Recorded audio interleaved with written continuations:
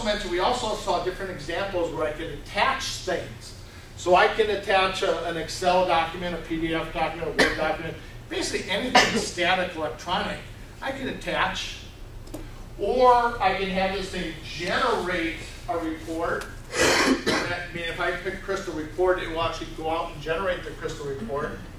Or I can, this particular one, remember the insurance one where we actually embedded it? That's the option to pick that. So with this, I really am working on what am I sending, really is what I'm doing here. And this area here, if I'm sending one, remember we had that columnar information? Okay. This is where I define that columnar information. So I put the job, you know, the extra, the cost code, and all those type of things. Let's say my guys aren't real smart, and you know, I need to give them the job name as well. So I go down here and find job, and this looks relatively familiar for some of the Timberline methodologies. You know, I want to take that and move it up right after job. Oops, get it down a little bit. You know, make it look nice, things like that. So what I'm just defining here is what information do I want to send in my databases.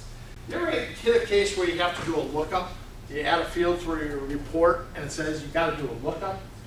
That's because it doesn't totally understand the database relationships. And what Timberline did is we only took it 3 levels deep.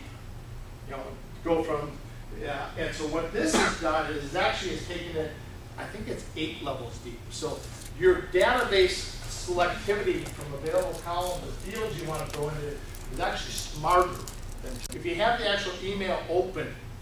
What you're doing here is you're telling it from the email, and this is a critical one. Someone asked a question on this one. You have to be within, you have to be somewhere where you could run Timberline. So if you're out, you know, in a hotel room, this feature wouldn't really work. But if you're in the office, it would. Right from the email, you can say, go and access this particular report or this particular inquiry. So let's say you have some sort of warning, you know, job over budget. But now you want to go out and see the detailed cost codes and transactions for it.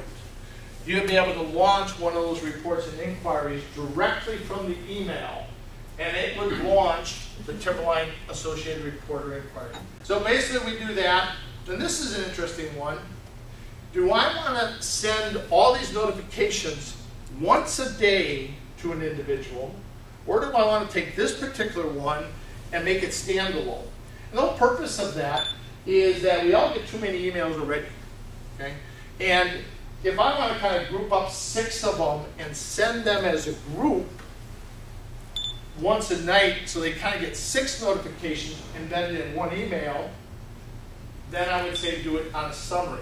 But if this one was an important one where I wanted a separate email just for this, I would say a separate email for the task.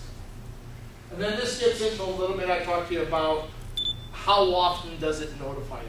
So that's basically setting up a task. So this thing is ready to run at 4 o'clock, you know, on that given day. Now if you ever want to run it manually, just come in and say run task. One task runs successfully, and notice here 11 notifications were generated. So one of the other features that you get with Notification Manager,